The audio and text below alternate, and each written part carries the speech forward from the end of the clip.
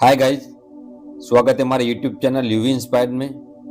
दोस्तों, इस दुनिया में कोई भी किसी का अपना नहीं है। अगर आपको भी लगता है कि इस दुनिया में सब कोई अपना है तो आप बिल्कुल गलत हो, क्योंकि जब आपको उन लोगों की जरूरत पड़ेगी तो कोई भी साथ नहीं देगा। यह एक कड़वा सच है। आप लोग इसे जितना जल्दी अपने दिमाग में बैठा लो उतना ही आप लोगों के लिए अच्छा होगा। तो चलिए आज की इस बोध कहानी के जरिए पता करते हैं कि सच में कोई अपना भी है या नहीं। आप लोग इस कहानी में हमारे साथ अंत तक बने रहे, क्योंकि आधा अधूरा ज्ञान विष के समान है। तो चलिए बिना समय बर्बाद किए कहानी को शुरू करते हैं। बहुत समय पहले की बात है। एक गांव में एक दुखी परिवार रहता था। उस परिवार में 7 लड़के और एक लड़की थी। उन 8 के माता पिता जल्दी ही गुजर गए थे, तो बच्चों ने भी जल्दी ही अपनी जिम्मेदारियां समझ ली थी। शुरू में सबको गुजारा करने में काफी परेशानी हुई थी, लेकिन समय के चलते सब कुछ उन्हें आसान लगने लगा था।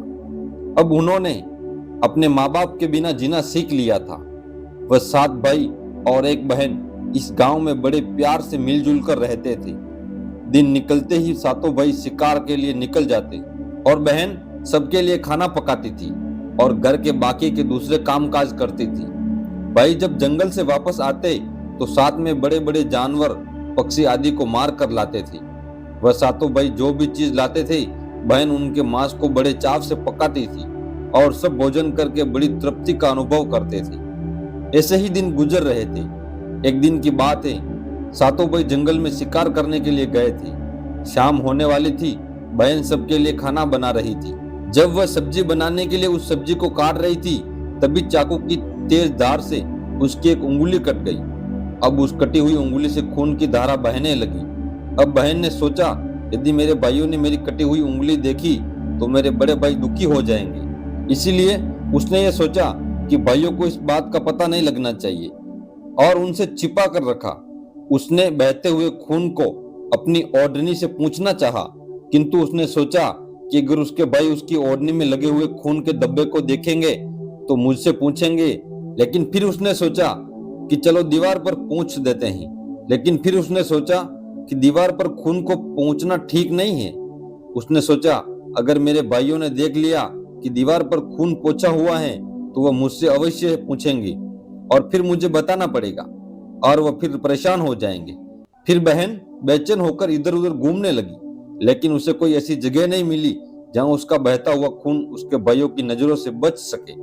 उसे कोई उपाय न मिलने पर उसने उसी सब्जी में जो खाने के लिए बना रही थी, उसी में अपना खून जो था उसे पूंछ दिया। शाम को जब 7 भाई जंगल से वापस आए तो बहन ने भाइयों के लिए खाना परोसा। आज 7 भाइयों को कुछ सब्जी बहुत ही स्वादिष्ट लगी। 7 भाई अपनी अपनी उंगलियां चाटते रह गए और अपनी बहन की कला की तारीफ करने लगे। अपनी तारीफ सुनकर बहन भी बहुत खुश हुई। 7 भाई दिन भर के काम के कारण बहुत थके हुए थे, इसलिए 7 भाई उस दिन जल्दी सो गए। अगली सुबह रोज की तरह वह 7 भाई जंगल को चले गए। जब वह थोड़ी दूर गए तो उन्हें प्यास लगी। तभी पास की झील में 7 भाइयों ने पानी पिया। वहीं पास के पेड़ के नीचे बैठ गए और बातें करने लगे कि रात के भोजन में बहन ने जो सब्जी बनाई थी वह बहुत स्वादिष्ट थी। सभी सब्जी की चर्चा करने लगे।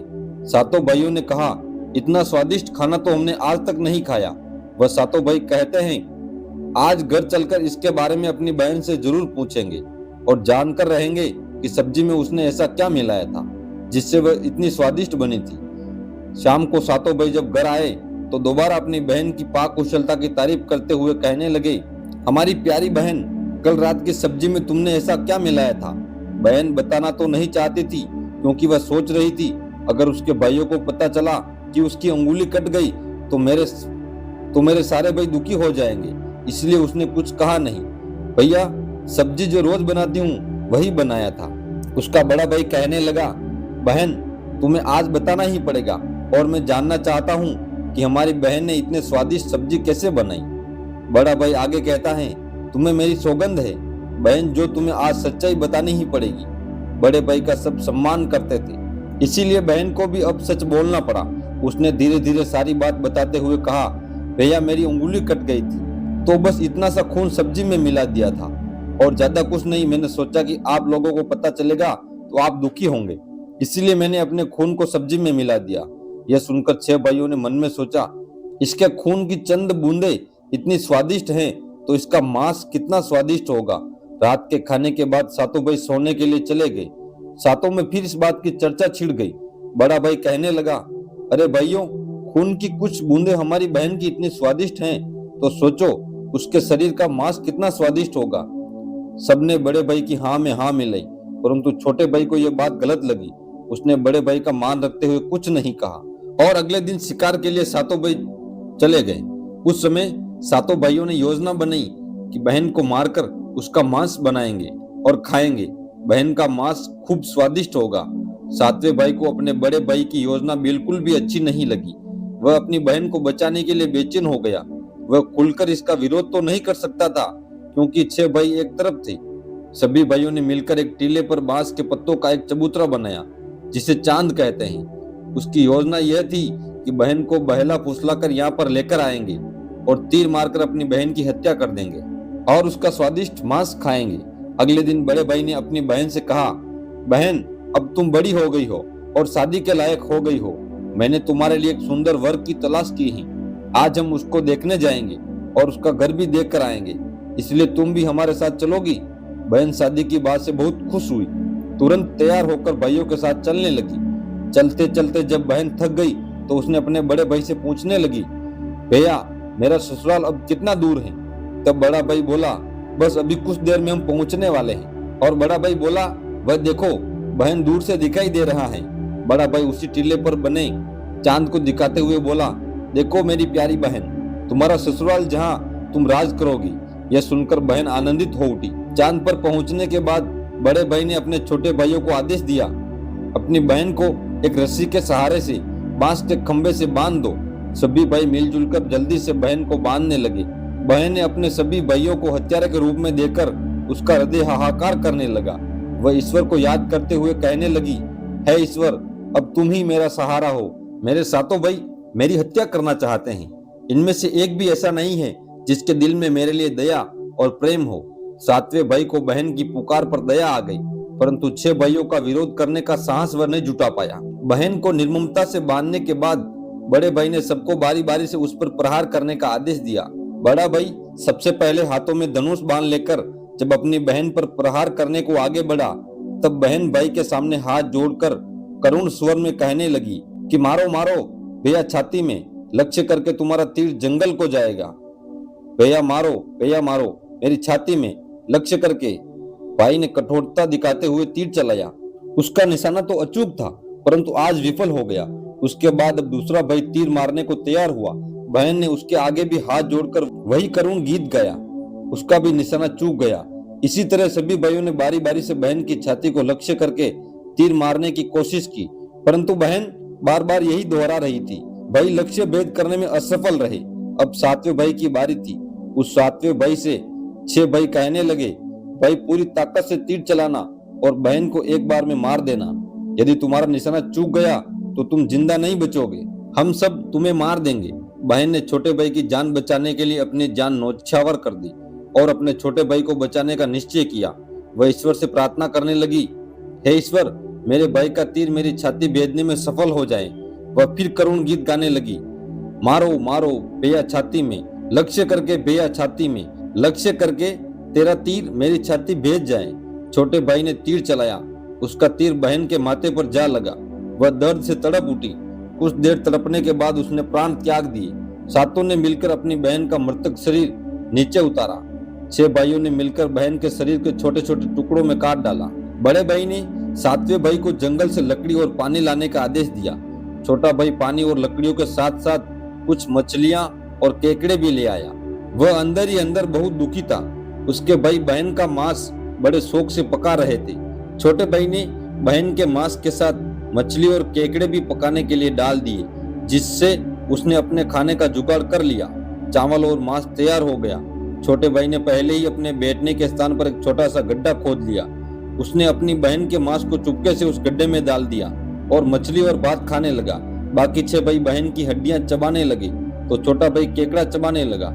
जब सबने बहन के शरीर का स्वादिष्ट मांस खाकर अपना पेट भर लिया तो बड़े भाई ने सातवें भाई से कहा कि जूठा साफ कर दो। तब छोटे भाई ने जो बहन की बची कुची हड्डियां और शरीर के अन्य भाग बचे, जैसे सर, नाखून, पंजे, इन सबको इकट्ठा करके गड्ढे में डाल दिया और ऊपर से मिट्टी से ढक दिया। कुछ समय बाद जहां पर बहन के मांस के टुकड़े डाले गए थे, उस स्थान पर बांस का एक पौधा उगाया था। धीरे धीरे वहां पर बांसों का झुंड बन गया। एक बार एक संत आए और उसी बांस के झुरमुट तले छुपकर मलम करने लगे। उसी समय आकाशवाणी हुई, संत दुर्गंध आ रही है और संत दुर्गंध आ रही है। बार बार ये आकाशवाणी सुनने के बाद संत ने जल्दी से उस स्थान को साफ कर दिया। उस संत ने झुरमुट में से एक बांस को काट लिया और अपने साथ ले गए। उस बांस को काटकर संत ने एक बहुत ही सुंदर बांसुरी बनाई और उसे बजाकर दिन भर लोगों के घर जाकर भिक्षा मांगने लगे। बदले में खूब सारा उपदेश देने लगे। एक दिन की बात है, संत भिक्षा मांगने के लिए उसी गांव में चले गए जहां पर उस बहन के सातों भाई रहते थे। जैसे ही वह संत बड़े भाई के द्वार पर गए, जैसे ही संत ने बांसुरी बजाना शुरू किया, उसमें से आवाज आई, दुश्मन सबसे बड़ा, नहीं बाजो रे बांसुरी, बड़े भाई के घर नहीं बाजो रे, नहीं बाजो रे बांसुरी। इस तरह की करुण आवाज सुनकर बड़े भाई के पसीने छूटने लगे। उसने अपनी पत्नी से कहा कि इस योगी को तुरंत भिक्षा दो और यहाँ से विदा करो। उसकी पत्नी ने वही किया, योगी को तुरंत भिक्षा देकर विदा कर दिया। इसी तरह योगी बाबा बारी बारी से 6 भाइयों के द्वार पर गए। उनके घर जाते ही बांसुरी से स्वयं यही गीत बजने लगा। 6 भाइयों ने भी अपनी पत्नी को तुरंत ही भिक्षा देकर संत को विदा करने के लिए कहा। 6 भाइयों के मन में डर समा गया कि कहीं अगर यह संत ज्यादा देर रुका तो पोल खुल जाएगी कि अपनी बहन की हत्या इन्होंने ही की है।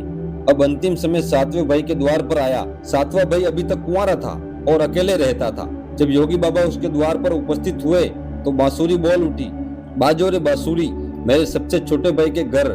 मेरे छोटे भाई ने मन की बात मन में छुपा कर रखी है। युग युग की वह बांसुरी बोली, यही है मेरे सबसे प्यारे भाई का घर। योगी की बांसुरी से इतने प्यारे और दिलचस्प गीत बजते सुनकर छोटे भाई ने सम्मान के साथ अपने घर में बैठने के लिए स्थान दिया और जलपान से उनका सत्कार किया। उसके बाद छोटे भाई ने बांसुरी के विषय में चर्चा की। योगी ने जन्म की कहानी छोटे भाई को बताई कि कैसे उन्होंने बांस को काटकर बांसुरी बनाई और कैसे आकाशवाणी हुई थी। छोटे भाई ने उस बांसुरी को योगी से मांगने की प्रार्थना की। उस छोटे भाई को वह बांसुरी सौंप दी। योगी के चले जाने के बाद छोटे भाई ने बांसुरी को अपने बिस्तर के सिराने की तरफ साफ सुथरे स्थान पर धूप दीप जलाकर रख दिया। कुछ दिनों के बाद छोटे भाई के घर में परिवर्तन दिखा। जब वह काम से घर लौटकर आता तो सारा घर साफ सुथरा होता। जब रोज रोज यही बात दोहराने लगी तो छोटे भाई ने अपनी भाभीियों के घर जाकर पूछा, आप लोग मेरी गैर हाजिरी में मेरे घर की सफाई करते हो क्या?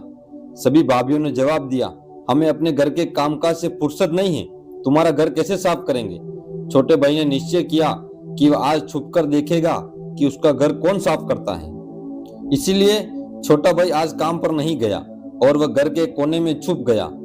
घर सुनसान होते जहां पर बांसुरी स्थापित थी, वहां से उसकी बहन की शक्ल की एक लड़की निकली और उसने घर का सारा काम किया और फिर उसी बांसुरी में समा गई। छोटे भाई ने यह सब देखा तो उसे अपनी आंखों पर विश्वास नहीं हुआ। फिर छोटे भाई ने यह बात अपनी बड़ी भाभी को बताई। बड़ी भाभी ने अपने छोटे देवर को समझाया कि जैसे ही लड़की बांसुरी से बाहर निकलेगी, तुम उस बांसुरी को आग में डालकर जला देना और फिर उस पर तुलसी का जल छिड़क देना, फिर देखना क्या होता है। छोटे भाई ने बड़ी भाभी के कहे मुताबिक काम किया। उसने लड़की के निकलते ही बांसुरी को आग में डाल दिया और लड़की पर पवित्र तुलसी का जल छिड़काव किया। तुलसी जल के स्पर्श से वह लड़की मानव रूप में आ गई। भाई ने देखा तो उसकी प्यारी बहन है। उसने अपनी बहन को गले से लगा लिया। उसके बाद दोनों भाई बड़े प्रेम से रहने लगे कि इस दुनिया में कोई भी व्यक्ति किसी का सच्चा अपना नहीं होता। रिश्तों की मिठास और दोस्ती का बंधन अक्सर स्वार्थ से जुड़ा होता है। जब हम कठिनाइयों का सामना करते हैं तब हम देख सकते हैं कि हमारे आसपास कितने लोग वास्तव में हमारे साथ हैं। बाहरी दुनिया में सब कुछ दिखावटी है। हर कोई अपने फायदे के लिए रिश्ते बनाना चाहता है। ऐसे में जब हमें समर्थन और सहारे की जरूरत होती है तो अक्सर हम अकेले रह जाते हैं। यह समझना जरूरी है कि असली अपनापन उस समय ही प्रकट होता है जब बिना स्वार्थ के कोई हमारी मदद करता है।